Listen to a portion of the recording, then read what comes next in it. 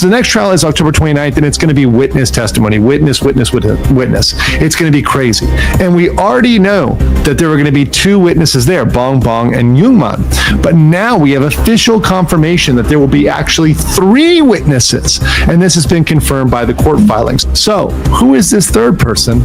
Well, this third person is absolutely Somali's true nightmare. Johnny Somali's story has descended into a level of chaos that not even his most controversial live streams could have predicted. This isn't just a scandal anymore. This is a manhunt, and the world is watching. If he does not go to jail, there are people out there that are going to feel like he needs to get justice. And there are people out there that are going to go seek that justice against him.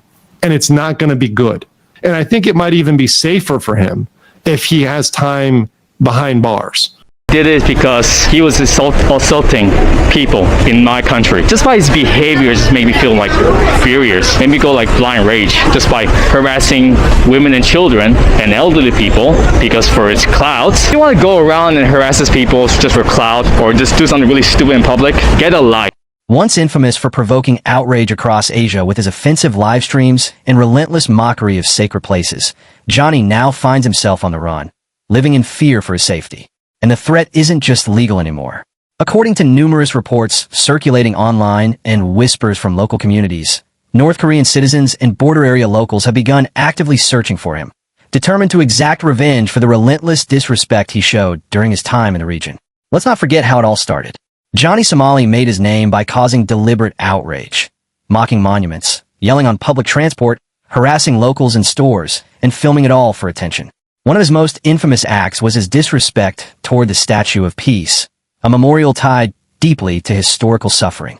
He treated it like a prop for his antics, laughing and taunting people around him. This wasn't just internet trolling. In the eyes of many, especially those from Korea and nearby regions, this was a direct cultural and historical insult. His antics didn't just make headlines. They struck a nerve, reigniting painful memories and anger in communities that take such matters seriously. Fast forward to now. The backlash has grown into something much bigger than hate comments. There are growing accounts of North Korean citizens and sympathetic groups near the borders, as well as South Koreans living in these areas, who are reportedly sharing his movements, tracking him down, and vowing to teach him a lesson. What started as online outrage has spilled into the real world.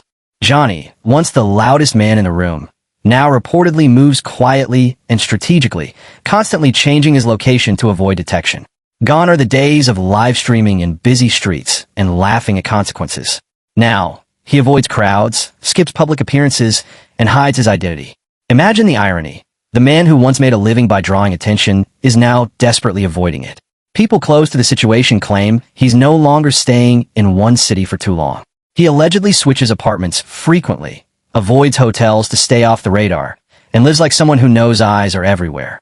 His online presence has diminished. The cocky live sessions have been replaced with silence.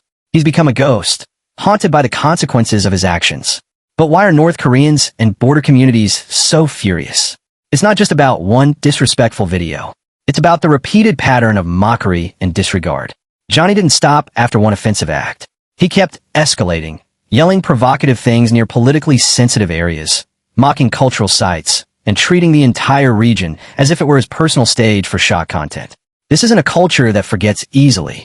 And when word spread that he might still be hiding somewhere in the region, people began organizing informally, exchanging information about sightings, online activity, and his rumored safe houses. Some online forums have even turned into informal trackers, with users posting blurred photos, timestamps, and rumored locations. It's like something out of a thriller, except this is real. And while authorities may be watching him for legal reasons, these communities are reportedly watching for revenge. There are whispers of people who want to confront him personally, not just see him arrested. Whether these threats are fully organized or a mix of rumor and reality, one thing is undeniable. Johnny Somali has lost the sense of invincibility he once flaunted. His allies are nowhere to be found. The people who once cheered him on in his live stream chats have either vanished or turned their backs. His family has publicly distanced themselves. Even the online platforms that once gave him a megaphone are no longer safe spaces. Every corner he turns, every door he opens, carries a question. Is someone waiting? The paranoia is reportedly setting in. According to sources close to the situation, Johnny no longer travels alone. He's become cautious to the point of obsession, checking exits, avoiding cameras, and cutting off old communication channels. This is the price of his actions.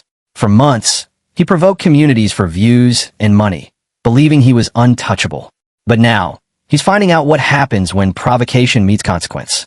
The people he mocked aren't just angry, they're motivated. In places where cultural respect and national pride run deep, his actions are not taken lightly. And while legal systems move slowly, communities don't always wait.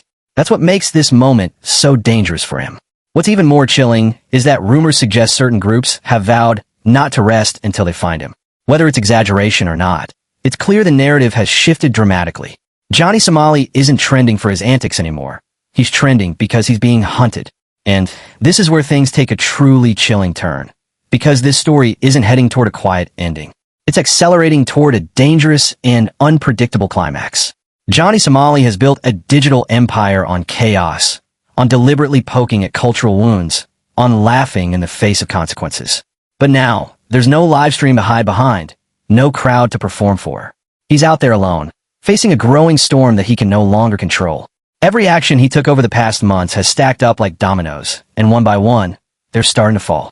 His antics didn't just offend, they infuriated entire communities. He didn't just disrespect traditions, he spat on sacred symbols. He didn't just push boundaries, he crossed lines that many people in this part of the world consider untouchable. And the consequences are no longer confined to legal courtrooms. This has bled into the streets, into the whispers, into the quiet determination of people who feel he humiliated their history. The terrifying part is that Johnny Somali is now caught between two crushing forces. On one hand, you have the legal system slowly but surely building its case against him. If caught, he could be facing years behind bars, not just for his original charges, but for any new offenses he commits while on the run. On the other hand, you have angry groups of citizens, especially from North Korean border communities and Korean locals, who aren't waiting for trials. They're talking amongst themselves, sharing details, piecing together his movements, and if the reports are to be believed, actively looking to find him before the authorities do. This is what makes his situation so unique and so dangerous. In most cases, people who commit public offenses face only one enemy, the law. But Johnny has managed to turn an entire cultural population into another. He's not just hiding from prosecutors. He's hiding from revenge. Imagine living every day knowing that stepping outside could mean being recognized. That every knock on the door could be something more than just a delivery. That even in a crowded city, he can't blend in anymore because his face is too well known, his actions too infamous, his story too viral. People know what he looks like. They've memorized his expressions, his tone, his mannerisms. There's nowhere left for him to truly disappear. The paranoia is reportedly eating away at him. Friends and allies have faded away. Nobody wants to be the person who harbors someone that's angered entire communities. He can't trust anyone. Even his old online spaces, once filled with loyal viewers, are now places of betrayal, where people screenshot, leak, and spread information about his every move. His world has shrunk from wide open streets and global live streams to dark rooms, hidden corners, and constant fear. And this is the ironic part. For so long, Johnny Somali acted like nothing could touch him. He believed attention protected him. He believed controversy made him untouchable. But controversy is not armor, it's a spotlight. And now, that same spotlight that made him famous is exposing him in ways he can't control. At this point, the question isn't just where is Johnny Somali? It's how much longer can he keep this up? How long can someone who built a persona on loudness survive in silence? How long before one wrong step, one slip, one person recognizing him in public changes everything? Because right now, he's walking a razor's edge. And the world, both online and offline, is watching. This case is not cooling down. If anything, it's heating up. The anger is still fresh. The communities he targeted are still mobilized. The legal system is still circling. Every single day that passes is another day where the walls close in a little tighter. And that's why you need to keep watching. Because if history has taught us anything, it's that situations like this don't end quietly. They end with shocking turns, explosive developments, and moments nobody saw coming. So before you click away, hit that subscribe button, turn on the notifications, and stay locked in. Because this story is far from over. In fact, the Real chase may have just begun.